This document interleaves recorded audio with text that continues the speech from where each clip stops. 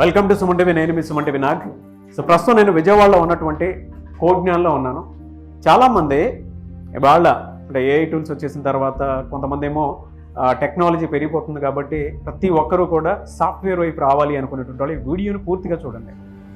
మీ పిల్లల్ని ఇన్స్టిట్యూట్స్కి పంపించేస్తూ ఉన్నారు. కొంతమందికి అంటే ఇక్కడ 600 కంపెనీలు అసోసియేట్ అయ్యి మంచి ప్లాట్ఫామ్ క్రియేట్ చేస్తేనే కొంతమందికి ఎలానంటే మేము ఇన్స్టిట్యూట్స్కి పంపించేస్తున్నాము కానీ జాబ్ ఇంకా రాలేదని చెప్పేసి చాలామంది ఇన్స్టిట్యూట్స్ని బ్లేమ్ చేస్తూ ఉంటారు. But expectations versus reality, parents ఏం ఎక్స్పెక్ట్ చేస్తున్నారు, స్టూడెంట్స్ దగ్గర ఏముంది, టీచర్స్ ఏం నేర్పుదామని చెప్పేసి ప్రయత్నం చేస్తున్నారు, వాళ్ళని స్టూడెంట్స్ అందుకుంటున్నారా లేదా, అండ్ సాఫ్ట్వేర్ జాబ్ వైపు రావాలి అనుకునేటువంటి వాళ్ళు ఎక్కడ ఫెయిల్ అవుతున్నారు, ఏ స్కిల్ లేకపోవడం వల్ల ఫెయిల్ అవుతున్నారు, అండ్ ఇప్పటికీ కొంతమంది కొద్ది రోజులు సాఫ్ట్వేర్ జాబ్లో రాణించి బయటికి రావడానికి ప్రధాన కారణాలు ఏంటి అనేటువంటిది ఈ వీడియోలో మొత్తం పూర్తిగా మీరు చూడొచ్చు. సో ఫస్ట్, ఇంజనీరింగ్ కాలేజ్ బయటికి వచ్చిన తర్వాత కాలేజ్లో ఉన్నప్పుడు స్టూడెంట్స్ ఎలా ఉన్నారు, బయటకు వచ్చిన తర్వాత వాళ్ళకి జాబ్స్ ఎందుకు రావట్లేదు అనేటువంటి విషయం ఫస్ట్ మనం స్టాఫ్ దగ్గర నుంచి తెలుసుకుందాం. ఓకేనా? సో స్టాఫ్ మాట్లాడతారు, మనతో పాటు ఉన్నారు కొంతమంది. సో చక్రవర్తి గారితో స్టార్ట్ చేద్దాము. మీ ఐడియాని చెప్పండి సార్. ఎందుకంటే స్టూడెంట్స్ అసలు వాళ్ళ బయటకు వచ్చిన తర్వాత ఫెయిల్యూర్ గానే కనిపిస్తున్నారు. దానికి కారణం ఏంటని మీరు అనుకుంటున్నారు? ఎందుకంటే మీరు సిస్టంలో ఉన్నారు, ఎడ్యుకేషన్ సిస్టంలోనే ఉన్నారు. సో మీరు ఫేస్ చేసేటువంటి ప్రాబ్లమ్స్ ఏంటి స్టూడెంట్స్ తోటి అనేది? So, I am Chakravarti. Since 28 years, 1996 నుంచి ఇప్పటి వరకు నేను చాలా స్టూడెంట్స్లో థౌజండ్స్ ఆఫ్ స్టూడెంట్స్ని ట్రైన్ చేస్తూ వచ్చాం. ఫ్రమ్ 1996 to 2010 వరకు మాకు అవైలబుల్ ఉన్న students so very interested to subject knowledge కానీ, కమ్యూనికేషన్స్ కానీ, సాఫ్ట్ స్కిల్స్ కానీ ప్రతి ఆస్పెక్ట్స్లో out of 80% of the students బాగా ఇంట్రెస్ట్గా ఉండేవాళ్ళు. తర్వాత గ్రాడ్యువల్గా ఇంజనీరింగ్ కాలేజెస్ పెరగడం వల్ల, ఆపర్చునిటీస్ ఎక్కువ రావడం వల్ల స్టూడెంట్స్లో స్టూడెంట్స్ అందరూ కూడా డిఫరెంట్ ఐఐటీస్కి వెళ్ళటం, టెక్నాలజీ అడాప్ట్ చేసుకోవడం వల్ల వాళ్ళకి మంచి కాలేజీలు రావటం, నెక్స్ట్ లెవెల్లో ఉన్న స్టూడెంట్స్ లోకల్ కాలేజీలో చేరటం, అప్పుడప్పుడే ఫ్రెష్గా రావడం ఫ్యాకల్టీ ఒక్కటి కారణం ఒకటి. వెల్ ఎస్టాబ్లిష్డ్ కాలేజీలో మాలాంటి సిద్ధార్థ కాలేజెస్లో ఫ్యాకల్టీ ఉంటాం. కానీ పిల్లలు ఏంటంటే మేము టీచ్ చేస్తాము రండి మా దగ్గరికి అంటే అటెండెన్స్ మెయిన్ ఇంపార్టెంట్. బాగా మేము ఫేస్ చేసింది ఏంటంటే అటెండెన్స్. 30% అటెండెన్స్ కూడా లేని స్టూడెంట్స్ కూడా సో ఎగ్జామ్స్ రాయడం, ఆ ఎగ్జామ్స్లో ఏదో సెమిస్టర్లో మార్కులు తెచ్చుకోవడం, బయటకు వెళ్ళటం, మార్కెట్ ఇండస్ట్రీకి వెళ్తే ప్లేస్మెంట్స్ పెడితే వాళ్ళ ప్లేస్మెంట్లో సక్సెస్ కాకపోవడానికి మెయిన్ రీజన్ కనబడుతుంది. కాలేజ్కి వస్తారు, క్లాసెస్కి రారు, ఒక క్లాస్కి వస్తే ఇంకో క్లాస్కి రారు. అది మెయిన్ డ్రాబ్యాక్గా మేము ఉన్నాం. తర్వాత స్టూడెంట్స్ని మోటివేట్ చేసాం. అసలు ఇంకోటి ఏంటంటే మేము యాజ్ ఏ ఫ్యాకల్టీగా సో అబ్జర్వేషన్ ఉంటుంది. క్లాసెస్కి అటెండ్ అయినప్పుడు వాళ్ళలో ఉన్న స్కిల్ ఏంటి, ఏ స్టూడెంట్కి ఏం నేర్పించాలి. Out of 50 స్టూడెంట్స్లో 40 student attend the class. ఈ 40 మెంబర్స్లో వాళ్ళకి ఏం స్కిల్ నేర్పించాలి, వాడి దేంట్లో స్కిల్స్ ఎక్కువ వాడికి అవసరం వస్తున్నాయి, వాడి యొక్క యాటిట్యూడ్ ఎలా ఉంది, గ్రాస్పింగ్ ఎలా ఉంది, మ్యాథమెటికల్ ఎబిలిటీ ఎలా ఉంది, వాడి కమ్యూనికేషన్ స్కిల్స్ ఎలా ఉన్నాయి. సబ్జెక్ట్ నేర్చుకోవాలంటే కొంత కమ్యూనికేషన్ స్కిల్స్ రావాలి, ఇంగ్లీష్ లాంగ్వేజ్ అనేది ఉండాలి కంపల్సరీగా. ఒక ఆర్టికల్ చదవాలన్నా కూడా ఆ సబ్జెక్ట్ నాలెడ్జ్ మీద వాడికి ముందు ఇంగ్లీష్ లాంగ్వేజ్ మీద కొంచెం పట్టు ఉండాలి, చదివింది అర్థం చేసుకోవాలి. మేము ఇచ్చే గైడెన్స్, వాళ్ళు తీసుకునే రీడింగ్ క్యాపబుల్స్ ఇవన్నీ కూడా లెక్కేసుకుంటేనే వాడికి సబ్జెక్ట్ వస్తుంది.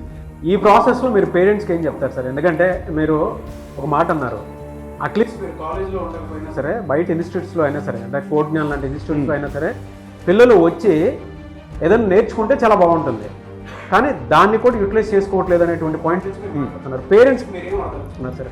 కాలేజీకి పంపిస్తారు, మీ పాయింట్లో నుంచి ఏం తెలుసుకున్నారు? ఇక్కడ కొంతమంది పేరెంట్స్ కూడా ఉన్నారు. పేరెంట్స్కి యాక్చువల్గా కాలేజెస్ మేమంతా కూడా పేరెంట్ మీటింగ్స్ పెడుతున్నాం. కానీ ఆ పేరెంట్ మీటింగ్ రమ్మంటే ఓన్లీ 10% పేరెంట్స్ మాత్రమే వస్తున్నారు. 90% పేరెంట్స్ అసలు రావట్లేదు. ఫోన్లు చేసి మెంటార్స్ ఉంటారు, 20 స్టూడెంట్స్కి ఒక మెంటార్ ఉంటారు. ఆ మెంటార్ అందరికీ ఫోన్లు చేస్తే మేము బిజీగా ఉన్నాం, మాకు జాబ్స్ ఉన్నాయి, మేము రాలేకపోతాం. అది కూడా ఏంటంటే కొంచెం out of the college hours కూడా మేము ఉంటాము, ఆఫ్టర్ 5 తర్వాత కూడా ఉంటాం, రండి మీ స్టూడెంట్ మీ అబ్బాయి గురించి మాట్లాడాలి, మీ అమ్మాయి గురించి మాట్లాడండి రండి అంటే కూడా వాళ్ళు రావట్లేదు. నేనే ఒక రైల్వే ఎంప్లాయీ అయినా, ఆయన పెద్ద పొజిషన్లో ఉన్నారు, ఎన్నోసార్లు చెప్పాను మీ స్టూడెంట్ ట్రాక్ తప్పుతున్నాడు, రండి సార్ నేను గైడెన్స్ ఇస్తాను చెప్తా అంటే ఫోన్లో చెప్పండి సార్ నేను ఫాలో అప్ అయిపోతా ఉంటాను. ఇప్పటికి 4 సార్లు ఫోన్లో చెప్పాను వాళ్ళకి. స్టూడెంట్స్ వాళ్ళు attendance is very very important. Learning కూడా వాడికి స్కిల్ తక్కువ ఉంది, నేర్చుకోవాలి, అడిషనల్గా వాడు ఇన్పుట్ పెట్టాలి. బయటకి అంటే కాలేజ్ ఎన్విరాన్మెంట్లో ఏంటంటే మేము ఇచ్చేది 5.5 hours టైం వాళ్ళకి. ఆ 5.5 hours సిలబస్ కంప్లీట్ చేయాలి, ఎగ్జామ్స్ పెట్టాలి, వాడికి డిగ్రీ అవార్డ్ చేయాలి. డిగ్రీ అవార్డ్ చేయకపోతే వాడికి నెక్స్ట్ ఫర్దర్గా ఆ క్వాలిఫికేషన్ లేకపోతే వాడికి జాబ్స్ రావు. మరి ఎట్లా వాడికి next out of the college hours ఇంకా 5 hours టైం ఉంది. Within that 5 hours you can utilise at least 2 hours. అలాంటి ఇప్పుడు కోజ్ఞాన్ ఐటీ సొల్యూషన్స్ ఇక్కడ కూడా కరికులం మేము చూసాము, వెరిఫై చేసాము. ఇండస్ట్రీ బేస్డ్ అంటే గ్యారంటీగా జాబ్ రావడానికి కావాల్సిన స్కిల్స్ ఏవైతే ఉన్నాయో అవి మేము 3 to 6 monthsలో వీళ్ళు నేర్పించగలుగుతున్నారు. అది స్టూడెంట్స్కి బాగా బెనిఫిట్ జరుగుతుంది. పేరెంట్స్ కూడా ఏంటంటే కొంచెం ఒక్కొక్క కనీసం సెమిస్టర్కి ఒక్కసారైనా వచ్చి కాలేజీకి వచ్చి ఆ మెంటార్తో మీట్ అయ్యి మా స్టూడెంట్ పెర్ఫార్మెన్స్, మా ఆ అబ్బాయి పెర్ఫార్మెన్స్ ఎలా ఉందో కనుక్కుంటే ఫ్యాకల్టీ ఏమైనా చేయగలుగుతారండి. కంపల్సరీగా అది ఉండాల్సింది. డెఫినెట్గా sir. Anyway sir, thank you so much for the opinion అండి. ఎందుకంటే చాలామంది పేరెంట్స్కి అది అర్థమైందని అనుకుంటున్నాను. మీ పిల్లలు ఎక్కడ తప్పు చేస్తున్నారు అనేటువంటి దాని మీద చక్రవర్తి గారు చెప్పడం జరిగింది. సిద్ధార్థ కాలేజ్ ఈజ్ ఫ్రమ్, ఎందుకంటే ఆయన చాలా రోజుల నుంచి, చాలా ఇయర్స్ నుంచి ఆ ఫీల్డ్లో ఉన్నారు అని చెప్పడం జరిగింది. సో యాజ్ అ పేరెంట్ మీరు ఎవరు మాట్లాడతారనేది మీరే నుంచోండి, ఒక్కొక్క మాట చెప్పండి. ఆయనకి ఏం చెప్తారు మీరు? మీ పిల్లల్లో స్కిల్ సెట్ లేకపోయినా సరే కోజ్ఞాన్ లాంటి స్కిల్ సెట్ ఇచ్చేటువంటి ఇన్స్టిట్యూట్లో పంపించినా కూడా కొంతమంది ఫెయిల్యూర్ అవడానికి కారణం ఏమని చెప్పేసి మీరు అనుకుంటున్నారు. At the same time me opinion నుంచి అంత విన్నారు కదా, మీరేం చెప్తారు? పిల్లల యొక్క స్టడీ ఎలా ఉందో తెలుస్తుంది. ఇప్పుడు మాస్టర్ కొన్ని సూచనలు చేశారు.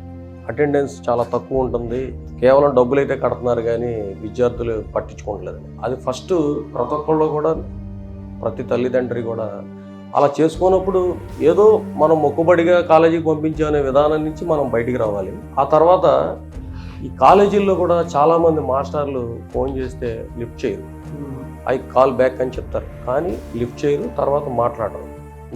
నేను ప్రాక్టికల్గా నేను అనుభవించాను.